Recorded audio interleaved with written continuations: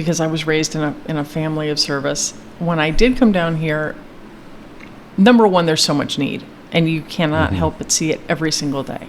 You don't have to look for need. It is in your face all the time. The problem is, what do you do about it? How do you connect with those people? How do you connect with the people that need things the most?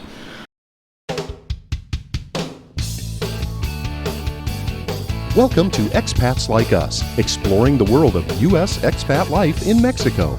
In each episode, we'll meet new people and hear their personal stories. We'll also learn more about the expat life and get a few tips on everything from making your move to settling in and living your dream. Let's dive in.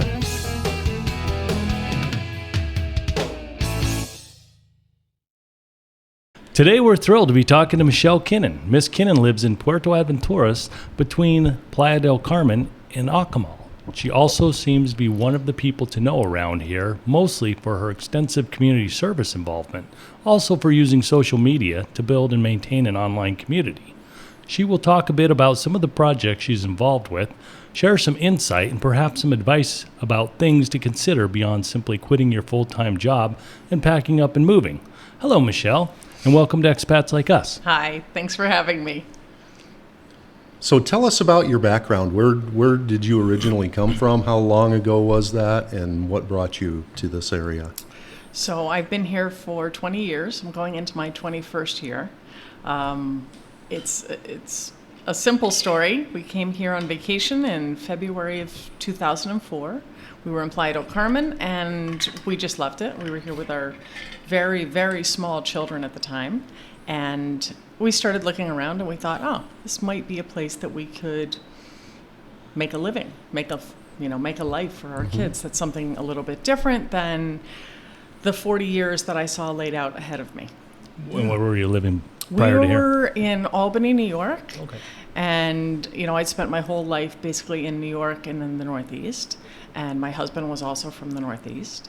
And the life that, I was very fortunate. I was raised very nicely. I have no complaints about how my parents raised me and our life.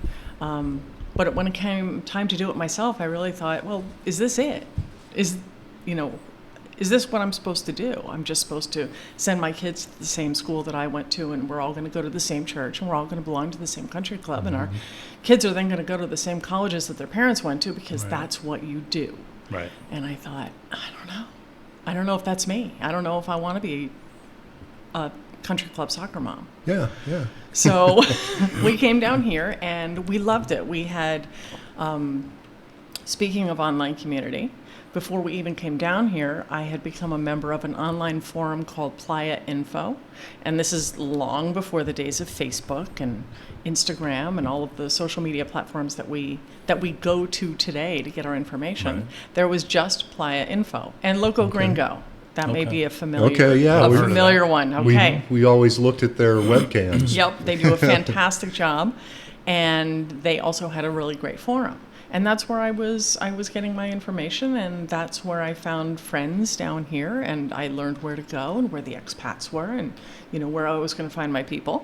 Mm-hmm. So when we came on vacation, we did those things. We went to those places and we met the people, and we thought, all right, yeah, we can do something here. So we sort of parlayed our experience as real estate investors in the United States into ultimately down here building condos and then building a real estate company. Okay. So we were here on vacation in February 2004, and we were moved in on December 1st, 2004. Oh my gosh, that's an adventurous thing. Mm-hmm. Yep. A lot of our friends and family thought, oh, well, you hear this, it's nice to dream.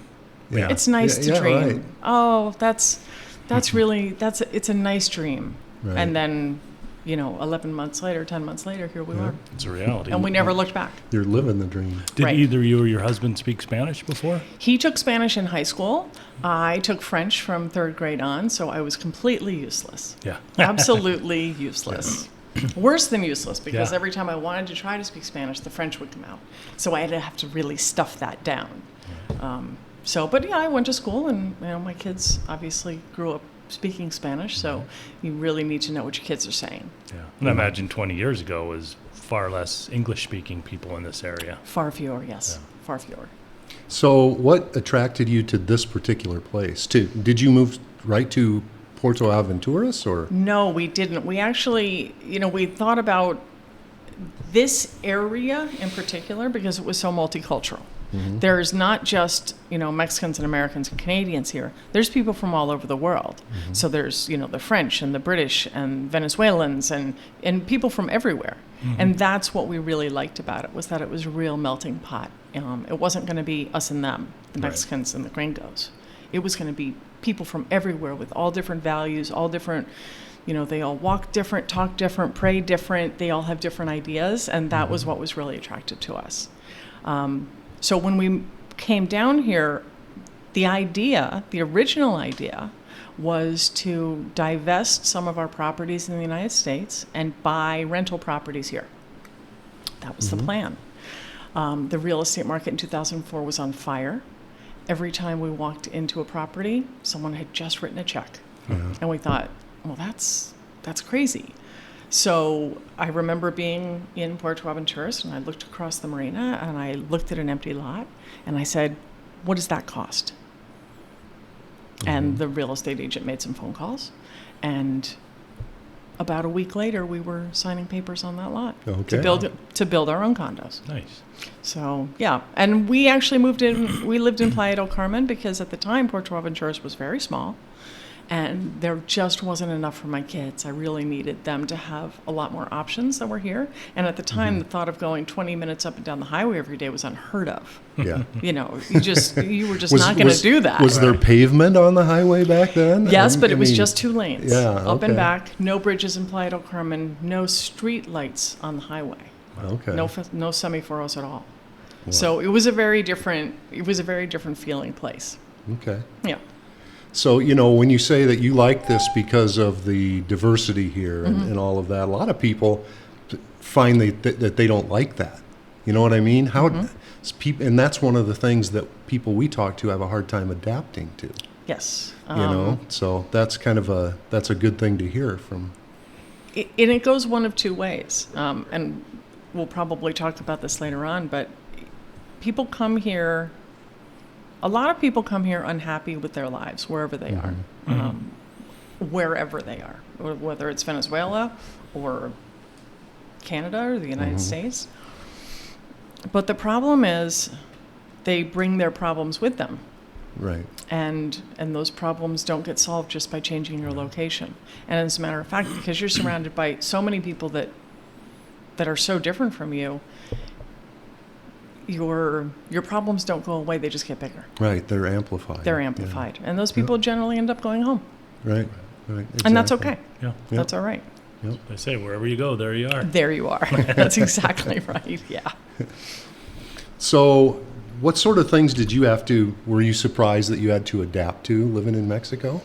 I was ready to adapt to everything. Yeah. So I came in, this is a long time ago. There weren't the options here that there are now. There were 1 or 2 schools to choose from for your kids. There were 1 or 2 supermarkets to shop at, and everything was new to me. I remember our first Christmas here weeping openly in Chedraui because they had run out of chicken. Just bawling, just absolutely bawling, because I had to go to 5 different places to get food, and none of the places that I went to get food had the food that I wanted. Yeah. And so that was difficult. That was very difficult, not being able to get what you want. And we found that when we were building and in our everyday life as well. Yeah. There just wasn't anything here. It's a lot more specialty shops here than in the States. Oh, yeah. In the States, you can go to any Walmart or Target. Trader Joe's it's or got Whole everything. Foods or whatever. Exactly. Here, Here you have to make several stops. You've got to go to Dak and Chedraui and wherever else to get the things you need. Right. But at the time, none of those things were here. I went to Cancun on a bus to buy the bin for my kitchen Okay. because they didn't exist here. You had to go to Cancun to get them. Yep. So it was a different time. Yes, exactly. So describe how and why you first became involved in community service work. Okay, good question. That I have to, I guess, credit my parents. My mother was always volunteering, and of course, always dragging her little girl along, and she thought it would be great for me to volunteer in a nursing home, because that's what little girls did. You were a candy striper, or you worked in the retail shop, or you brought meals to patients, and I hated it. I hated every single second of it. I didn't like anything. The old people scared me. It smelled bad, and I didn't like it. Still does. So, right, it probably hasn't changed very much. But one of the things they needed done was they had, gardens. They had gardens out in front of the nursing home, and they had raised planters and things like that. So I would go and weed. Okay. And that was my job. And I didn't have to deal with any people, and I didn't have to see anybody, and I didn't have to be scared of the old people. I went and I weeded.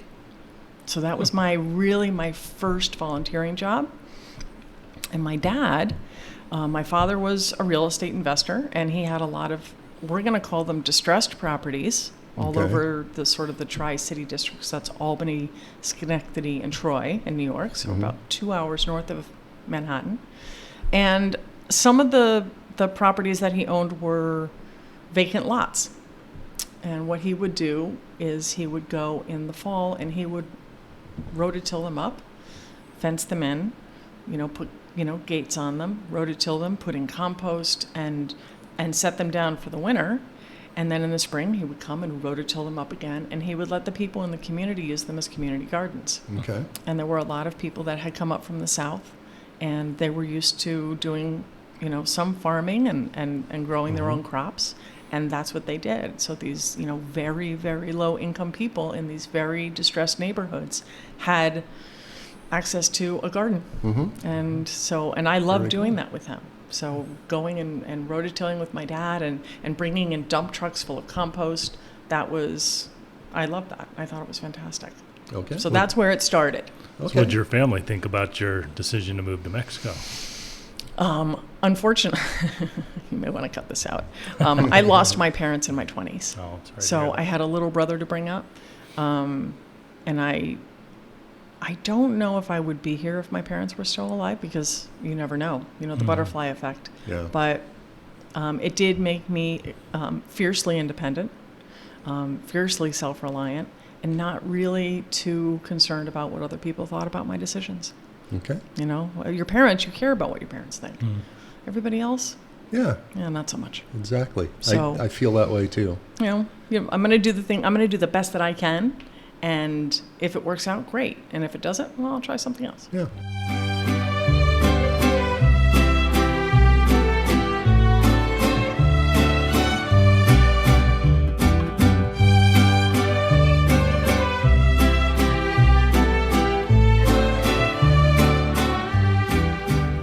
You and I met through Rotary, but I know that you've been involved in community service for quite some time before even that club. So tell me about that. So, of course, because I was raised in a family of service, when I did come down here, number one, there's so much need, and you cannot help but see it every single day. You don't have to look for need. It is in your face all the time. The problem is, what do you do about it? How do you connect with those people? How do you connect with the people that need things the most? So early on, I actually hooked up with some friends that were also very much feeling the same way. A woman named Lavana, who had a organization called Angel Notion, and Angel Notion was, a charitable organization that primarily handled medical needs for children. And it was she did an amazing job, and this was super early on. So I was asked to be on the board of directors of Angel Notion because they were going to open a hospital in the Colosseum. They had a doctor who was going to go in, they had a building that they were being given, and she needed a board of directors, and I was asked to be on the board, which was a huge honor to me. And I met some amazing people. For whatever reason, that hospital never happened. A lot of things can go wrong. And we never ended up doing that project, which was really unfortunate. But through that, I met a lot of other people. And I met a lot of other people who were doing really great things. And one of the things that we all started up, actually my friend Russell Granger, who you might know from Don Cendo in Playa del Carmen. I've been Do you there. know Don Cendo? Yeah, it's great Okay, pizza. he's Don Cendo, Okay. and he's amazing. And he put together a group called the Amigos Network. And it was just a bunch of us expat gringos who just wanted to do good stuff and help each other out and become a network for people. So if you knew of something that needed to be done, you could come to us and tell us about it, and we would try to put the right people on the right job. And that, to a certain extent, still goes on today. I mean, you know, Russell and I are still close friends, and my friend Claudia Hurtado, who you've probably met, we call her Tall Claudia. She's Okay. got long hair, and she works with the Red Cross. Okay. And she's as close to a saint as probably anybody I've ever Okay. met in my life. She is Okay. the most selfless, altruistic, amazing, giving person I've ever met, usually to her own detriment. And she knows this. I'm not talking out of school. But we've done lots of stuff. She's hooked me up with the Mexican government from administration to administration so that I could go out and do deliveries of blankets. I know that sounds crazy, but in the wintertime it's cold, and the elderly need blankets and food baskets and clothing, you know, going door to door and making sure that the indigent are okay. And that's rough. Yeah. That's rough. Going into people's homes where it's one room and a hammock, and it's tough. Yeah. Right. And they can't leave, and They can't get out of the hammock. Yeah. I mean, they're I've seen some hammock-bound. things that are Yeah. truly, Horrible. yeah. So as I said, you know, the need is here, and you can't help but see it. Yeah. And I always wanted to help. Yeah. So before I got into Rotary, my first connection with Rotary itself was actually with Taste of Playa. So I was Okay. on the founding committee of Taste of Playa, which was a massive food festival that a bunch of us girls organized in Playa del Carmen. And it was fantastic when it ran for 5 years. And the recipient of that money was the Rotary Club of Playa del Carmen, which is an all-men's club. It is closed. If they invite you in, you're lucky. I was certainly not going to be invited in, you know, a woman gringo. Was it But run by Mexicans or It by was. gringos? It is Okay. all. It's a fully Mexican-run club. It's very closed. It's very private. But we knew Rotary. You know, we as a group of organizers, we knew Rotary, and we thought, okay, that's a safe place to put our money. That's a safe bet, and so that's what we did. And then a couple of years later, I found myself in Seaside Rotary, Okay. which started in 2012, and I joined in 2013. Okay. We should say that Seaside Rotary is an alternative Rotary club in Playa del Carmen Yep. that is mostly English-speaking people. Yes, You know, primarily. so- and primarily. women as well. In fact, it's Yes. probably mostly women at this point. I think We have both, it's but it's fairly half and even half. most of the time. But yeah, Yeah. there are times when there's an awful lot of us girls in the room. So yeah. Yeah. So you're one of our go-to members in helping with projects, our online presence, also helping raise funds for our projects. What are some of the more memorable projects you've been involved with in your time with Seaside Rotary? Well, I knew you were going to ask this question, and I really had to think about it because I've been in the club for a long time, and there have been a lot of projects. So I'll narrow it down to 3 quickly. Kicks for Kids, which I started and then gave to the club. That was my baby. I started that back in probably 2011 Okay. and ran it by myself with, you know, help of friends and volunteers for a number of years. And then when I joined Rotary, I realized, you know, this is great. You know, I'm going to use the power of Rotary to make this even better than it is.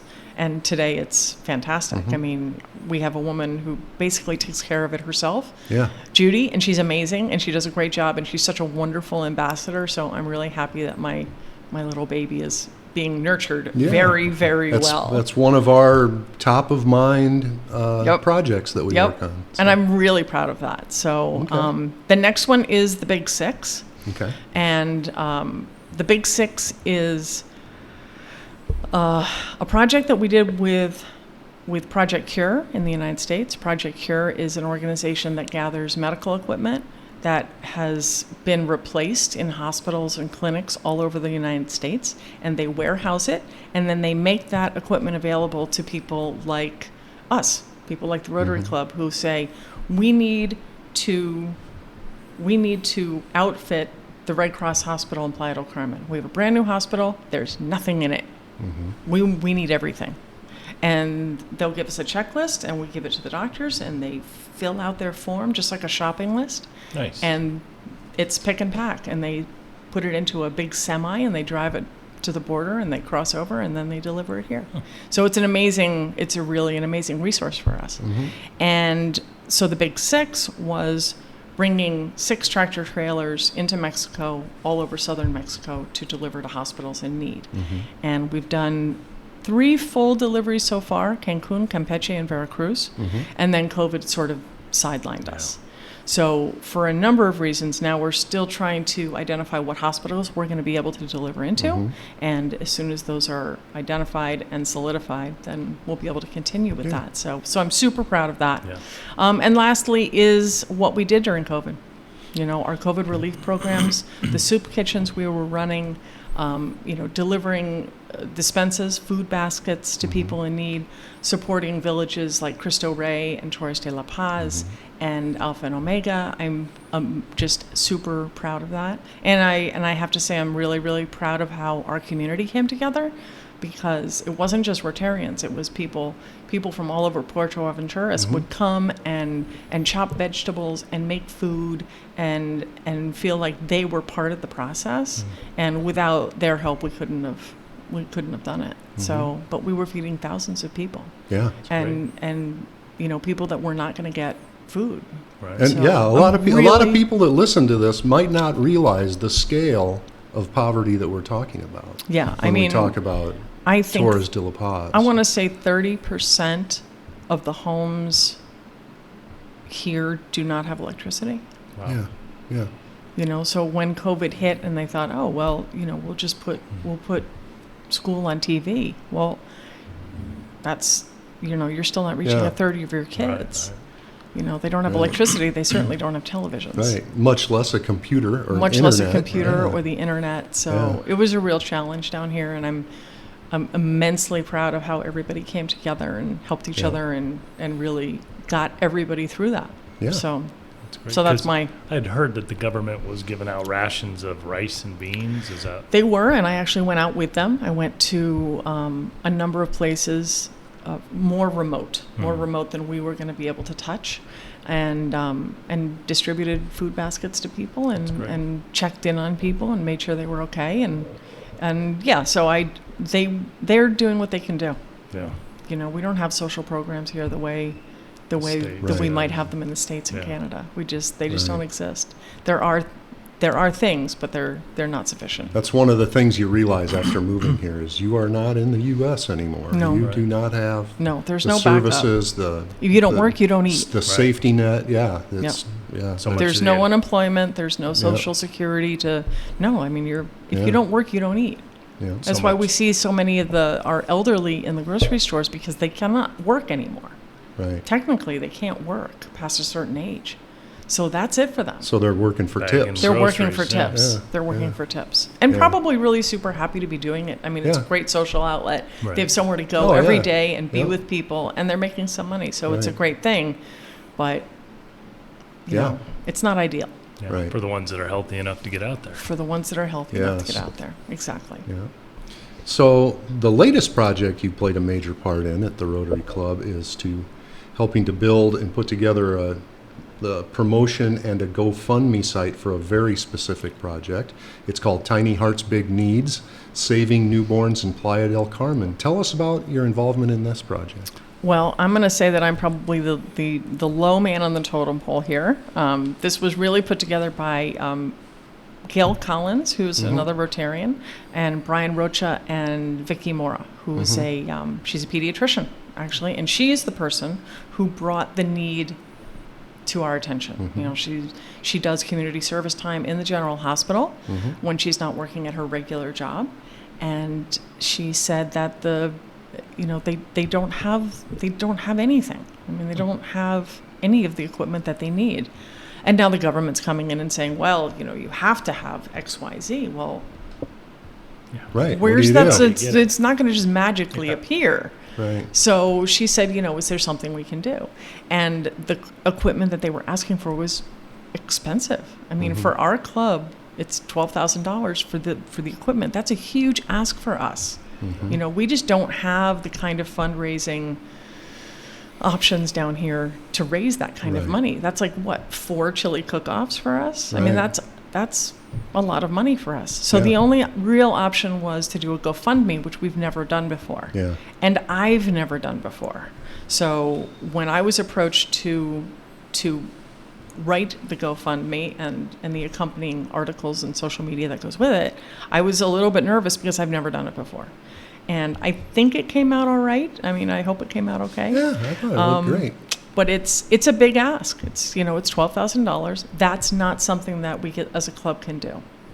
We can't just pass the hat at a Rotary Club meeting and everybody puts $100 in and all of a sudden it's solved. Like some places in the States. Right, and it's not workable. Yeah. So what that $12,000 is going to buy us, and I'm going to read this so I don't get it wrong, is 2 Rad 97 pulse co-oximeters, which are for neonatal units. They determine how much oxygen is in a baby's blood, and the way they do the testing can help them make really early determinations on whether a child has heart issues, so that they can act quickly and get the care that they need immediately. Not waiting 3 years down the road and saying, oh, this child has a heart defect.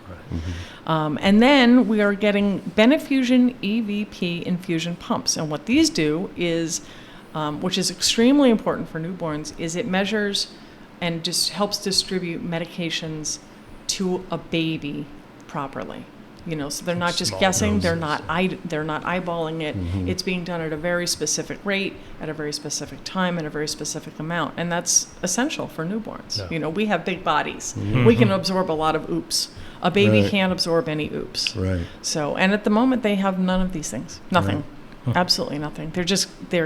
They're guessing. They're going on years of experience and looking, but that's all they've got. And a lot of people in the U.S. kind of take it for granted that their local hospital is going to have this equipment. Absolutely. And here, especially at the general hospital, they don't. Right. And why it's so essential really in the general hospital, I mean, they have all of this equipment at Hospitan or Costamed or, if you're going to go in and have a baby, all of this equipment is available to you and your child. You're going to be fine. Right. But the general hospital is the hospital that's really serving the underserved communities. So these are women that are probably not eating right. They have no prenatal care. They have no prenatal vitamins. They have absolutely no education aside from anecdotal from their mothers and their grandmothers and possibly great-grandmothers, about what to do when you're pregnant and how to treat yourself and your unborn baby. So a lot of times these babies are being born into a situation, they're coming in behind the 8 ball. So it's $12,000 that we're trying to raise on the GoFundMe. It's a lot for site. us. It's a lot for us. So how can listeners and viewers become involved with that? Well, they can give We're money. gonna They can give we're gonna money. put the website up on the screen. Okay. For sure. So if you go to the Rotary website, there's an article right there on the first page about this program that we're running. You can also go to straight to the GoFundMe, which maybe you can put in the show notes or Yes. however Put a you're link going to do there. it. Yeah. I personally have featured it this month in my newsletter. I have a local newsletter called Riviera Maya Insider, and that is our focus charity for this month, is just getting the word out about that. And it's done rather well. So far so good, right? We've actually got some eyes on it and people giving, and Great. I've been really pleased with that. So, but now it's time for. Now we need big distribution. Now we need lots of people sharing it. So even if you can't give, or you can't give what you think is a substantial, meaningful amount, which is really anything, share. Yeah. Share it.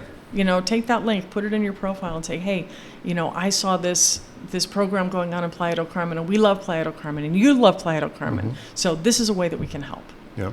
There aren't a lot of opportunities for volunteering down here. I know it seems like there would be because the need is so great, but we can't go into the hospitals. We can't go into the schools. We can't do a lot of those things that you might be able to do in the United States. And I found, when I was here, after I spent a year here and drank margaritas on the beach every day, and I needed something to do, I started looking for volunteer opportunities. And if you don't speak Spanish, right, there's not a lot, right, and somebody suggested Rotary, English-speaking Rotary. So. Right, and we can do certain things. I mean, we do go out and, just going out and putting shoes on kids' feet. That's a great thing for people to do. Yes. How about building those tables and chairs and benches for that school? Yeah. There are things that come up, but they come up sporadically where you can actually physically do something. Right. Yeah. But supporting our fundraisers, Yeah. coming to our, chili cook-off, coming to the events that we do, that helps. Yeah. Or just telling people about it, making sure that your friends know.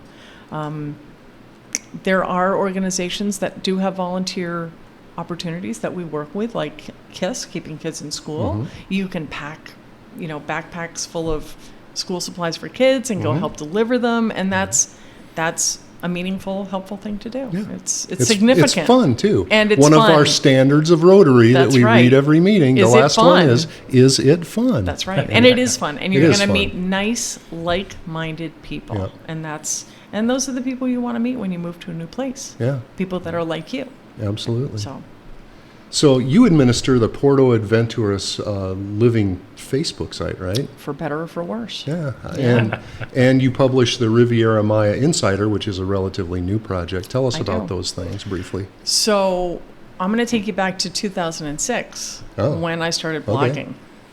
I ran a blog called Life's a Beach Blog for about 10 years. And that was, a little bit of our life here, what I was doing with my kids, where we were traveling to. And at the time, I was the only content marketer on the Riviera Maya. That blog was attached to our real estate website, which brought in, hundreds of thousands of views because they wanted to find out what we were doing down here. What's this crazy gringo family doing in Mexico? And, how are their kids managing? And are they eating all right? So I did that for a long time, and as, Facebook came around and other social media platforms came around, blogging became, a little bit less important. So that sort of fell off to the wayside, and I, quickly adopted Facebook and Instagram and Twitter and all of those things as a way to get the message out to people and to connect with people that wanted information about the Riviera Maya. Sure. When I moved to Puerto Aventuras 7.5 years ago, somebody asked me if I would start a Facebook group.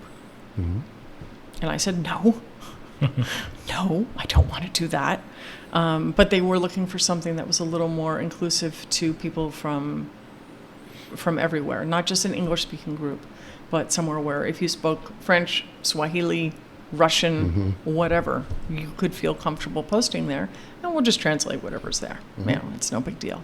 So I did that, and at the same time, I started a website called Puerto Aventuras Living, which has local interest articles. It's a website. It's a directory of businesses. It's got a events calendar, stuff like that. It's sort of it's a catch-all place. When I want to write something up for our community and I don't have anywhere to put it and it's long form, it goes there.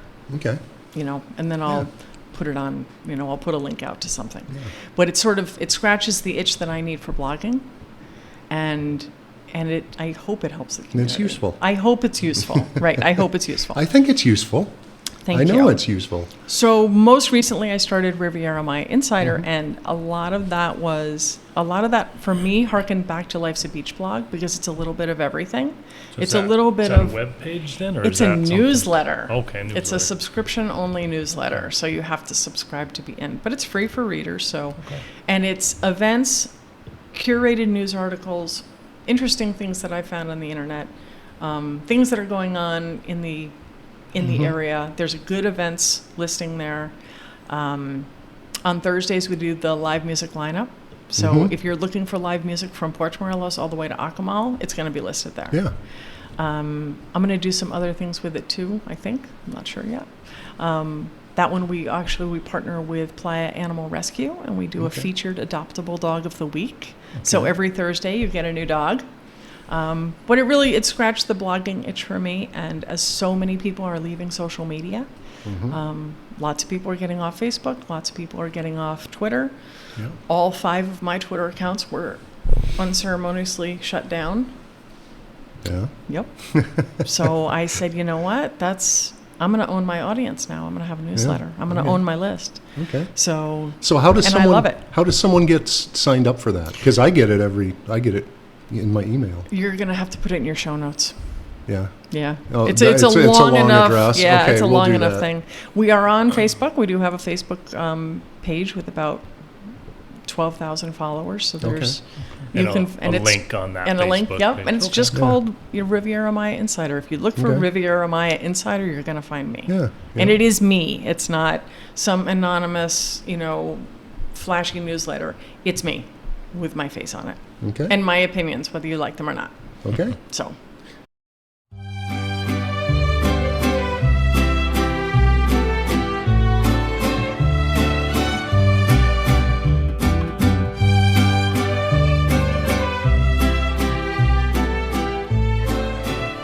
All right, we're back.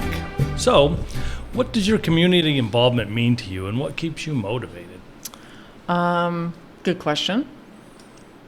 It means everything. This community, and I mean the broader community of the Riviera Maya, has, made it possible for me to raise my kids here and make a living here, and build businesses and friendships. And being able to give back it's essential. I don't think that everybody has to do everything, but if everybody did one thing, Right. it would make it a lot easier for the rest of us. For sure. So, and what keeps me motivated is going back into the communities that I've served, going to Cristo Rey, where I've been going since before there was streets. I mean, we were going out there when there was absolutely nothing out there. And we would go out with Santa Claus and deliver presents. Torres de la Paz, Yeah. before that school was much of anything at all. Which still has no streets. Which still has no And streets. We were surprised last time we did I think Kicks for Kids at Cristo Rey, and they have a paved road in front of the school. I now. know. I know. I We know. couldn't believe it. It's crazy. It's crazy. Yes, But I definitely. remember when those schools were being built, Yeah. which, by the way, are just like the hospitals. They build the building. Without having the That's funds it. to fill it Yeah. up. That's it. Yeah. So, and Alpha and Omega, which is right here in Puerto Aventuras, is a community back behind the Poblado. And I've been going back there for the last 7 years because I know a couple of the residents.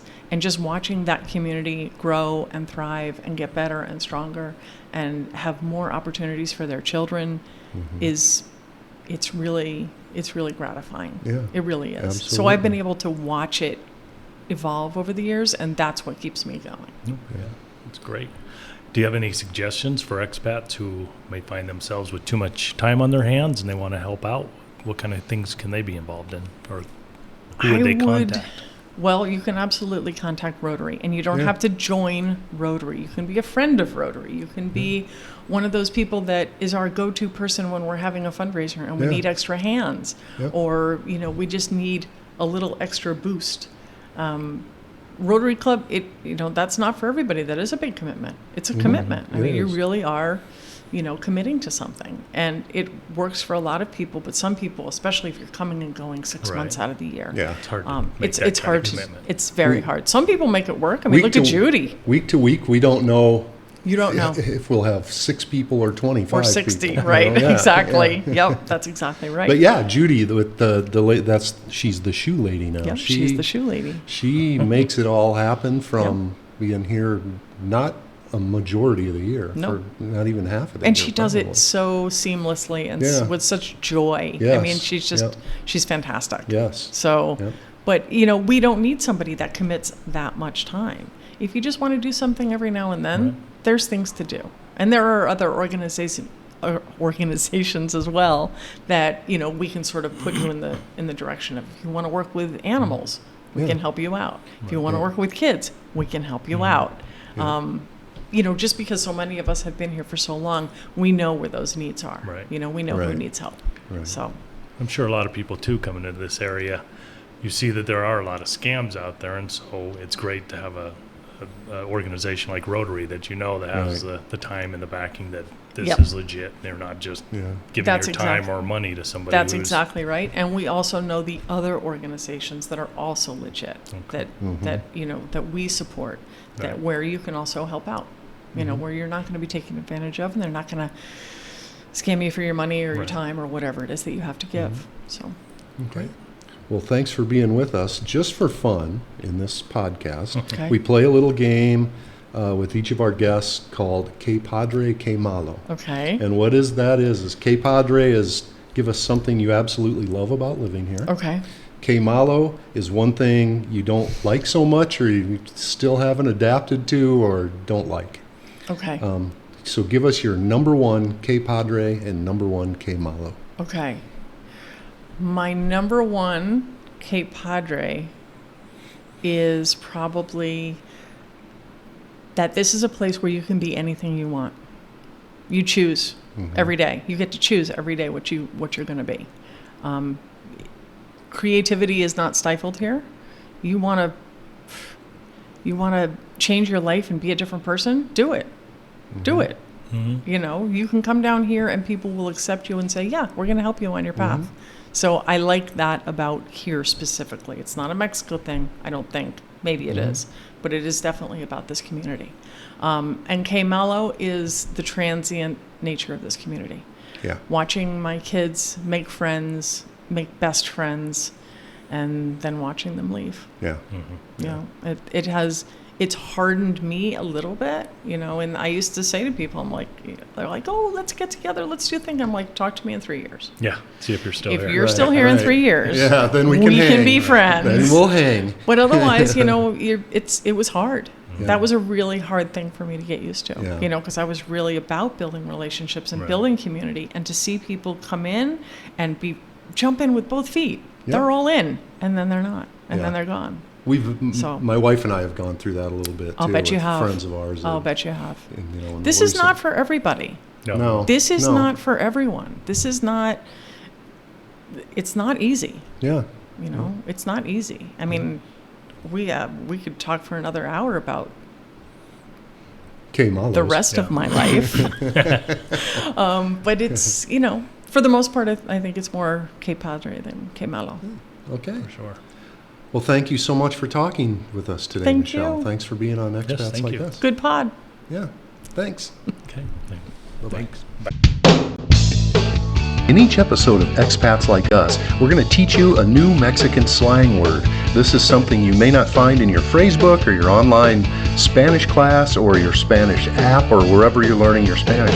Instead, this is a term used primarily by Mexican Spanish speakers. Today's word is? Chamba. Chamba. What does chamba mean, Erica? It is the slang word for job. Okay. Means job. So use it in a sentence. Me encanta mi chamba. I love my job. All right. Thank you very much, Erica Kowalski from Mi Vida Margarita. We'd love to hear your thoughts on today's topic. Just look up Expats Like Us on Facebook or send us an email at expatslikeus@gmail.com. You can also see the video version of today's discussion and all of our discussions on our YouTube page. Follow, like, subscribe, and leave us a review. Thank you to today's guest, Michele Kinnon. Thanks also to our co-producers from Mi Vida Margarita. And thank you for tuning in to Expats Like Us. Next time, we'll bring you more first-hand information about your international move. Until then, remember, our homes are not defined by geography or one particular location, but by memories, events, people, and places that span the globe.